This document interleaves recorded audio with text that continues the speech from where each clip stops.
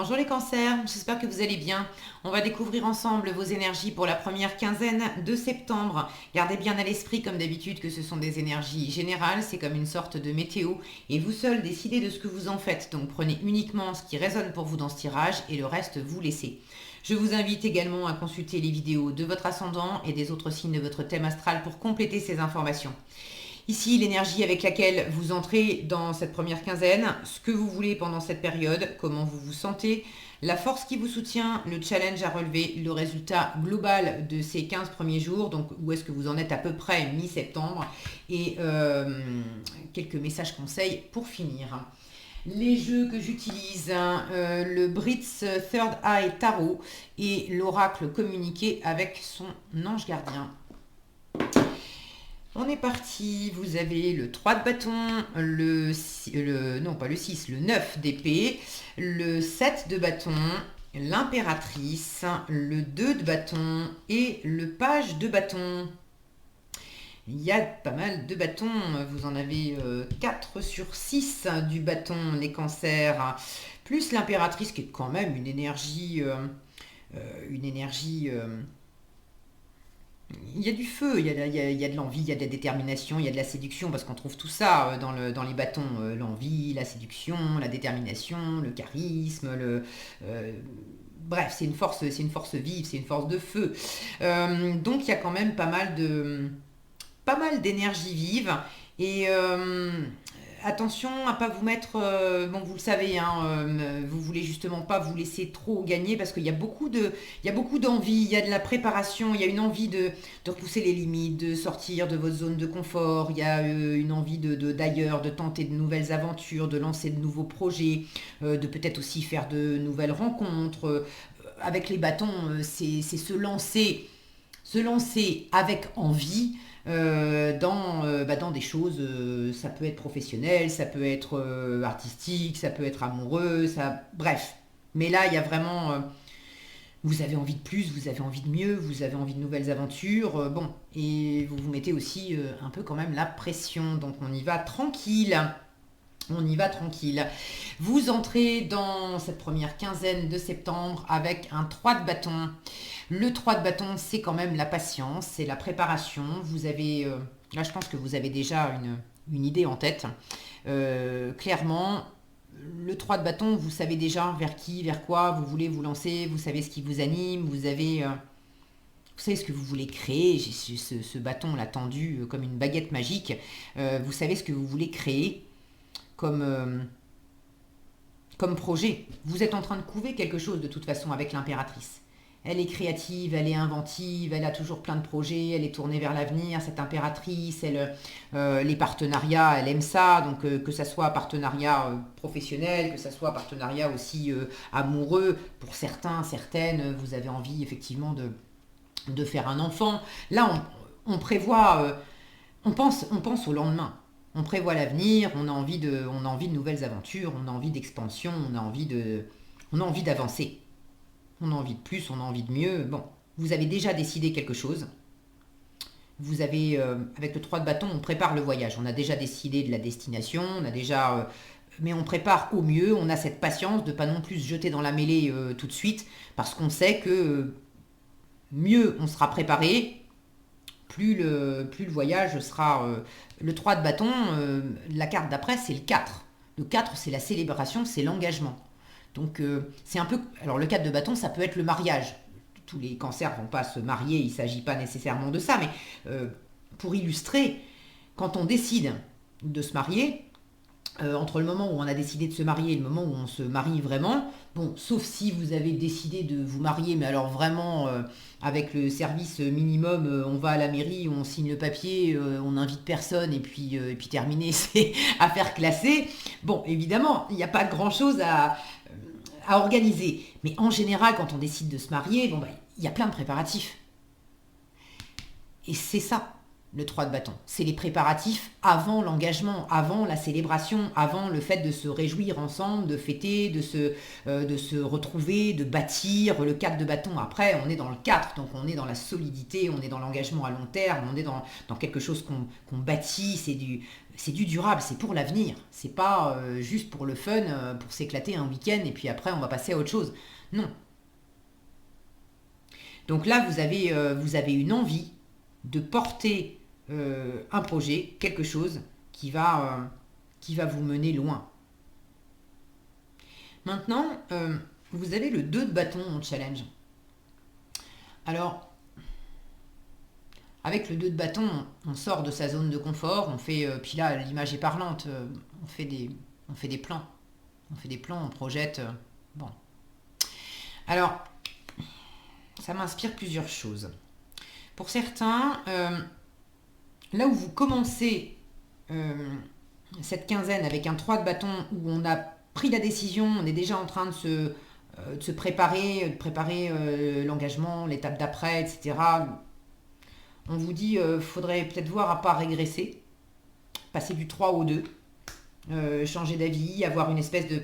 Parce que j'ai quand même ce 9 d'épée en plein milieu de votre tirage. Alors c'est ce que vous voulez. C'est pas que vous vouliez vous prendre la tête, mais vous voulez justement arrêter de vous prendre la tête. Vous voulez dépasser une forme de pression. Avec le 9 d'épée, c'est toutes les épées, donc les idées, le mental, les croyances, les jugements limitants. C'est tous les trucs qu'on s'inflige à soi-même. Est-ce que j'ai pas rêvé trop grand? Est-ce que j'en suis capable? Est-ce que je vais y arriver? Est-ce que c'est fait pour moi? Est-ce que je suis pas en train de me gourer de direction? Est-ce que j'ai pas les yeux plus gros que le ventre? Bon. Donc vous avez envie de retrouver du calme dans l'esprit. Et là, j'ai l'impression que on vous dit que ça serait un mauvais calcul de croire que en revenant sur les plans que tu as fait et en te disant bon bah finalement je vais rétrograder. Je vais revoir mes plans à la baisse et ça va m'aider à sortir de cette inquiétude, possiblement de ces insomnies aussi, parce qu'on ne dort pas beaucoup la nuit avec le 9 d'épée. Soit on s'inquiète, soit si on n'est pas dans l'inquiétude, on est dans une surcharge mentale. On pense à 15 trucs en même temps, on n'arrête pas, on n'arrive pas à décrocher, c'est usant, c'est vraiment fatigant. Et vous voulez sortir de ça. Mais là, on vous dit, bon, c'est pas en rétrogradant, c'est pas en revoyant tes plans à la baisse que ça va faire avancer le schmilblick.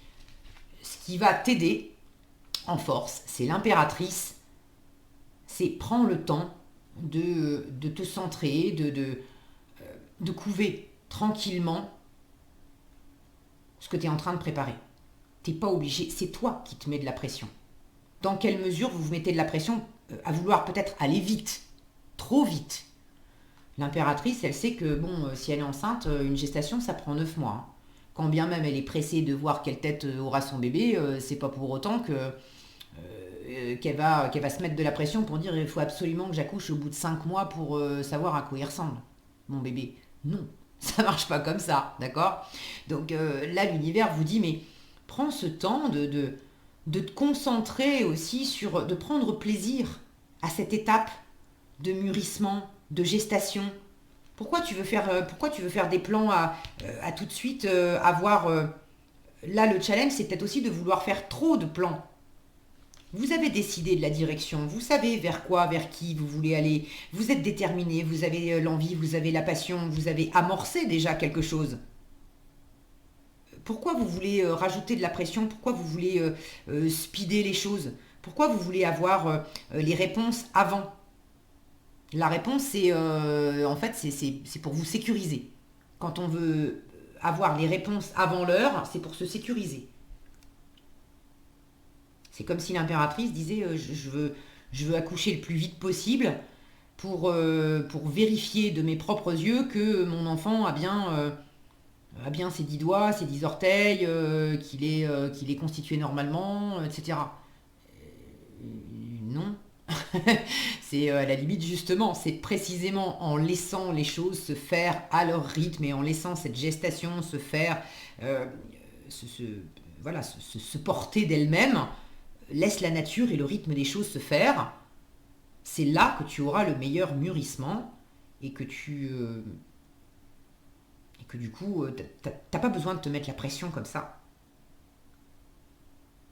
Maintenant, vous vous mettez cette pression aussi, peut-être par rapport à l'environnement. Ça, c'est votre état d'esprit. 7 de bâton. Le 7 de bâton, c'est une position défensive. Alors, il y a deux choses. Il y a le fait de défendre des acquis. Le 7 de bâton arrive après le 6 de bâton. Et le 6 de bâton, c'est une victoire qu'on a remportée. On a dépassé quelque chose. Donc, vous êtes dans cet état d'esprit de défendre quelque chose que vous avez déjà remporté. Vous avez déjà évolué, dans ce que vous êtes en train de couver là. Vous avez déjà avancé. Pour certains, c'est dans le travail. Vous êtes en train de porter un projet et vous avez déjà porté des projets précédents qui ont amené ce que vous êtes en train de porter là. Par exemple, ça peut être l'expansion de vos affaires. Vous avez déjà réussi à mener des contrats à bien, à réussir des choses dans votre travail. Je dis des contrats si vous êtes à votre compte, mais peut-être que vous êtes salarié. Vous avez déjà eu des réussites dans votre vie professionnelle. Maintenant, vous êtes en train de mener autre chose à bien qui va dans la continuité des réussites que vous avez déjà eues. Et du coup, vous êtes dans cet état d'esprit de vous appuyer sur les réussites passées pour mener à bien ce que vous êtes en train de préparer là actuellement. Donc je défends mes acquis dans le sens où je veux continuer d'avancer, de progresser, d'aller peut-être vers une... Pour certains, vous voulez vous élever hiérarchiquement, vous voulez gagner vos galons, vous voulez de la reconnaissance. Vous avez déjà eu une forme de reconnaissance, mais vous en voulez encore plus. Donc c'est peut-être aussi pour ça que vous vous mettez de la pression, parce que vous voulez pas rétrograder. Vous ne voulez pas revenir en arrière. Et ça n'implique pas que vous.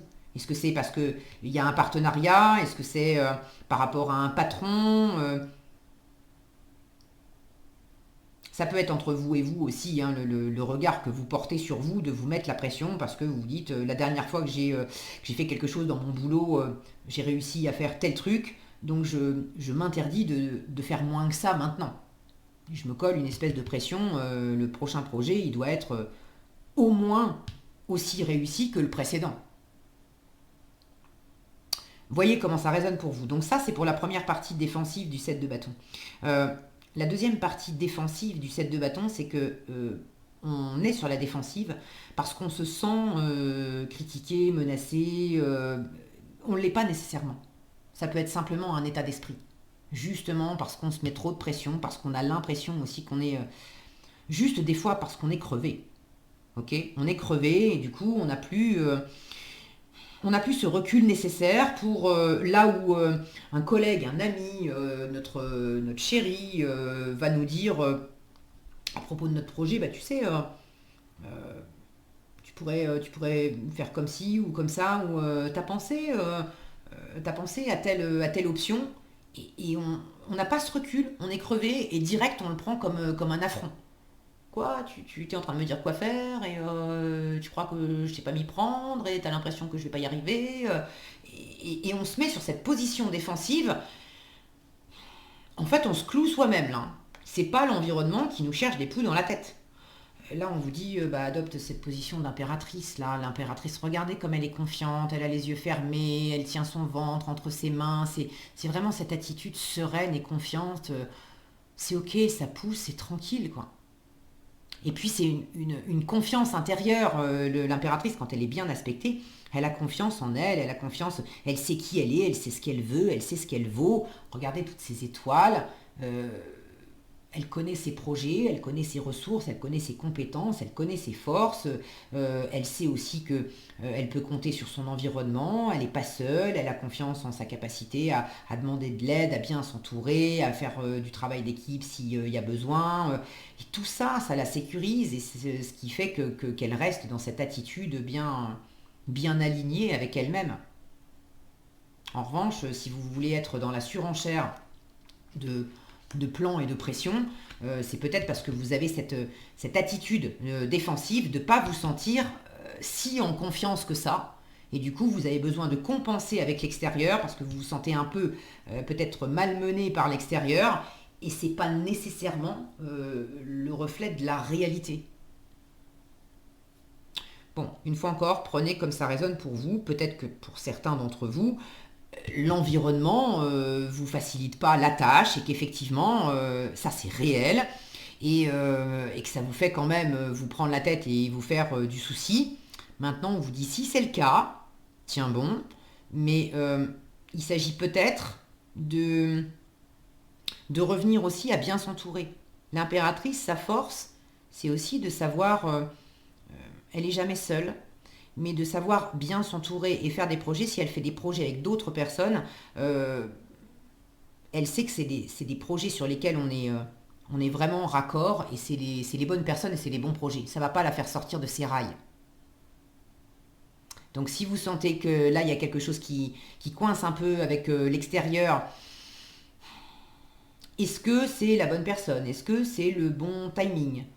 Euh, Est-ce que vous êtes en train de vous focaliser aussi sur une personne qui vous prend la tête et qui vous met des bâtons dans les roues, mais vous oubliez de voir qu'il y a d'autres personnes, que vous avez peut-être toute une équipe qui vous soutient et qui pourrait vous apaiser? Au lieu de rester tout seul, toute seule à vous prendre la tête sur le truc sur lequel vous avez besoin de tenir bon et de batailler, peut-être qu'on vous dit avec l'impératrice, hey, concentre-toi aussi sur ce qu'il y a de bon dans ton environnement. Et tu as un environnement riche sur lequel tu peux t'appuyer, te sécuriser.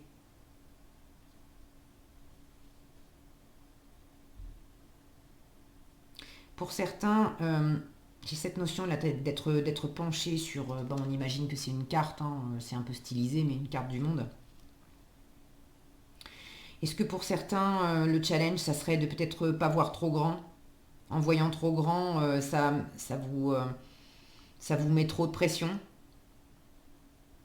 Est-ce que est-ce qu'il y a une notion d'étranger? Parce que le 3 de bâton peut parler aussi de préparer un voyage, hein. Symboliquement, on a décidé de... Souvent, le 3 de bâton dans le tarot classique du Rider-Waite, on a un personnage qui est devant la mer. C'est symboliquement, on a pris la décision de partir en voyage, de prendre le bateau, de prendre la mer. Et avec le 3 de bâton, on est en train de prévoir, de charger le bateau, de décider quel jour on va prendre la mer en fonction de la météo, etc. Donc pour certains, il peut y avoir cette notion d'étranger, je sais pas, de partir à l'étranger, de faire des plans avec l'étranger,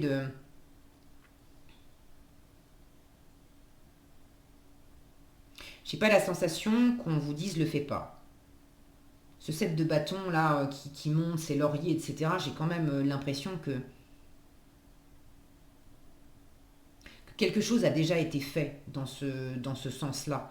Maintenant,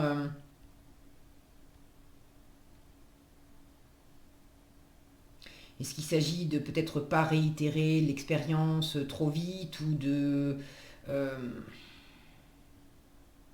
comme si, comment vous dire? J'ai comme une impression qu'il y a quelque chose qui a été accompli, réussi, comme si, alors je cherche un exemple.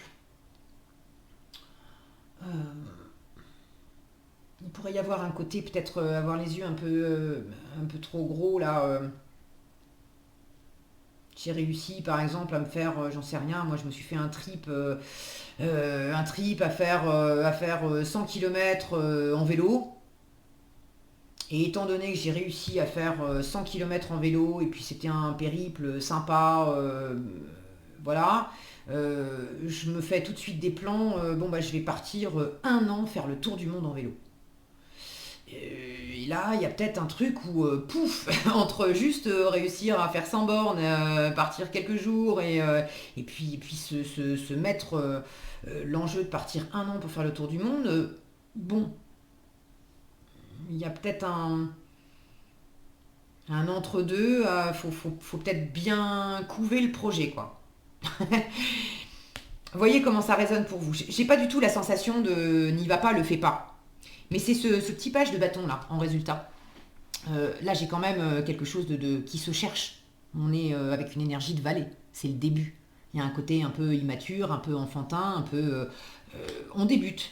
D'accord? Le page de bâton, c'est celui qui explore, qui picore à droite, à gauche, qui découvre ses envies, donc qui essaye une option, et puis qui essaye une autre, et puis qui cherche ses chemins, et qui va peut-être rebrousser chemin, et bon. Donc c'est aussi pour ça le 2 de bâton en challenge, on vous dit, fais pas trop de plans parce que justement, t'es dans des préparatifs, tu vas y aller, oui, mais c'est peut-être plus en cherchant dans le faire, dans l'action, de laisser aussi une part de laisser les choses se faire. Cette impératrice, si je reprends l'idée d'être enceinte, elle va peut-être pas planifier tout ce qu'elle va manger pendant toute sa grossesse. On sait qu'une femme enceinte, ça peut avoir des envies qui changent du jour au lendemain. Donc lundi, elle aura envie de fraises, mardi, elle aura envie de charcuterie. Voilà, on va peut-être pas faire des plans d'acheter des fraises et de s'en faire livrer 3 kilos toutes les semaines pendant toute la durée de la grossesse. Ça sert à rien parce qu'il y a des choses qui vont être changeantes et qui vont être spontanées. Bon, je me fais rire moi-même parce que je crois que des fois j'ai l'art de prendre des exemples à la con, mais en même temps je crois que c'est parlant aussi. Bon, ramenez ça à votre situation, mais voilà, faites pas trop de plans non plus à vous mettre de la pression parce que c'est plus dans l'exploration.